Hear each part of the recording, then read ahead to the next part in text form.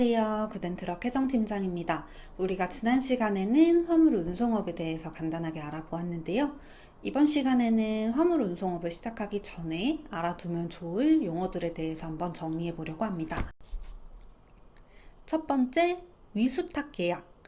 위수탁 계약이란 운수회사와 집 차주가 맺는 계약입니다.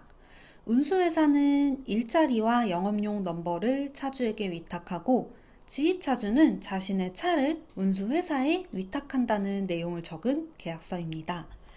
두 번째로 운송용역 계약. 운송용역 계약도 마찬가지로 운수회사와 지입차주의 계약입니다. 차주가 운수사에게 받을 수 있는 근무 조건에 대한 내용이 담겨 있는 계약서. 쉽게 생각하여 근로계약서라고 보면 될 것 같네요. 다음은 화주. 화주란 화물의 주인, 예를 들어서 동원이나 현대그린푸드 등 화물의 실소유주를 말합니다.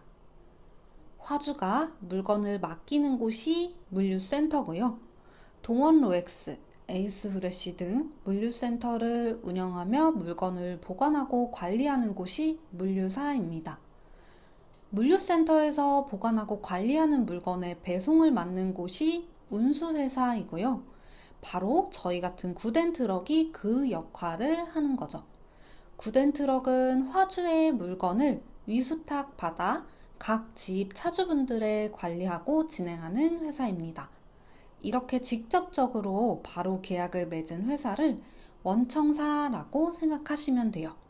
서로가 서로에게 없어서는 안 되는 꼭 필요한 상생관계인 셈이죠.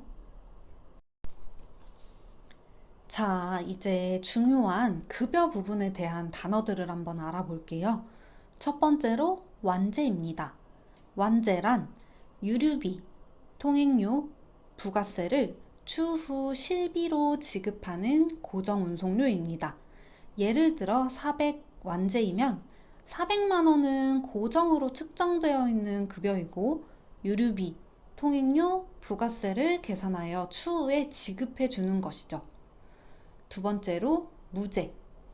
무제란 유류비, 통행료, 부가세를 추후 지급하지 않고 처음부터 통으로 측정한 고정운송료입니다.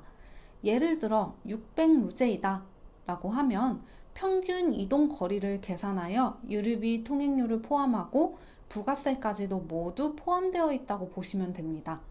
그럼 400만 원 정도가 운송료이고 나머지 200만 원 정도로 유류비랑 통행료를 계산하고 부가세를 따로 모아두시면 되는 거죠. 결론적으로 완제이던 무제이던 둘 다 말장난인 셈입니다. 세 번째, 완제급. 완제에 급이라는 단어가 붙었죠. 이건 완제 조건에 더하기 유가보조금, 각종 수당을 포함시킨 고정급여라고 생각하시면 됩니다. 추가 수당이라든지 명절 수당, 이러한 수당들을 추후에 지급하지 않고 애초에 포함시킨 급여입니다. 네 번째, 매출제, 콜. 건당 수익이 발생하는 것을 말합니다. 매출제이기 때문에 유류비, 통행료, 부가세가 모두 포함되어 있는 무제 조건이기도 하면서 고정적인 배차는 아니기 때문에 무제처럼 고정급여라고 할 수는 없는 거죠.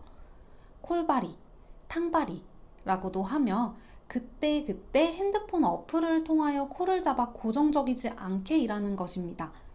개개인이 이런 콜을 잡아 근무하게 되면 일이 더욱 고정적이지 않을 수밖에 없어요. 또 시내발이란 근거리에서만 콜을 잡아 움직이는 것입니다. 그만큼 매출이 적을 수밖에 없고요. 지입료란 영업용 번호판을 임대하여 쓰기 때문에 그 번호판에 대한 임대료라고 보시면 됩니다. 내 번호판을 임대해준 운수사에 지불을 하는 것이고요. 보험료는 화물 공제보험에 가입을 하게 되며 2달에 한 번씩 납부하게 됩니다. 화물 운송 종사 자격증. 앞의 영상에서도 설명드렸지만 영업용 화물차를 운전하기 위해서는 필수 자격증으로 앞으로의 영상에서도 화물 운송 종사 자격증에 대한 내용도 자세하게 다시 한번 다뤄드릴 거예요. 이제 어찌 보면 제일 중요할 수 있는 현물 출자.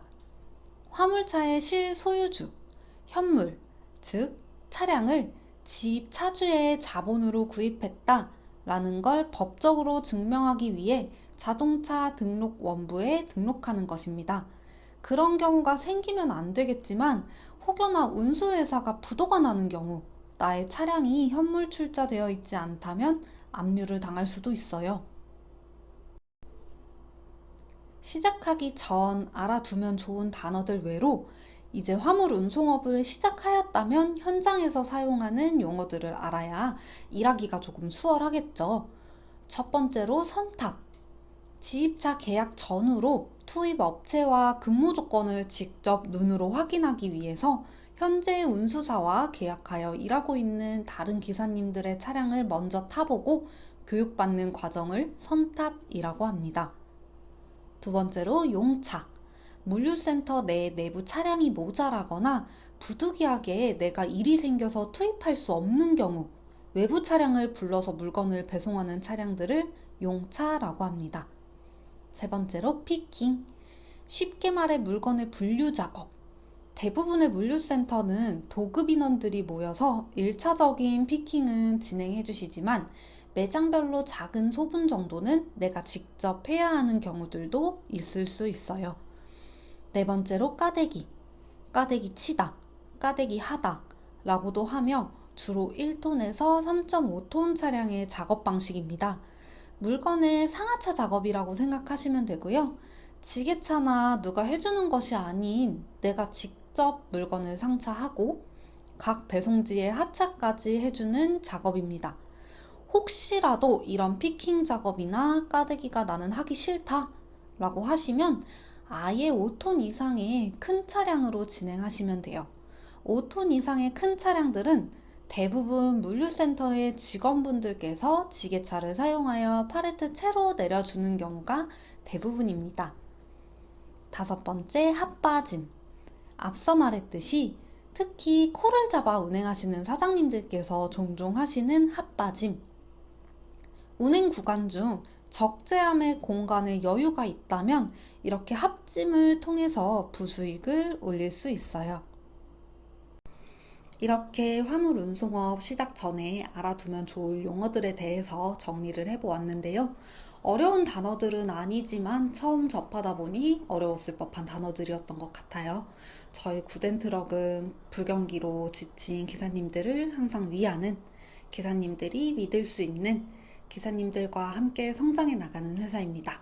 오늘도 안전운전하시고 저는 다음 시간에 더 좋은 정보로 돌아오겠습니다.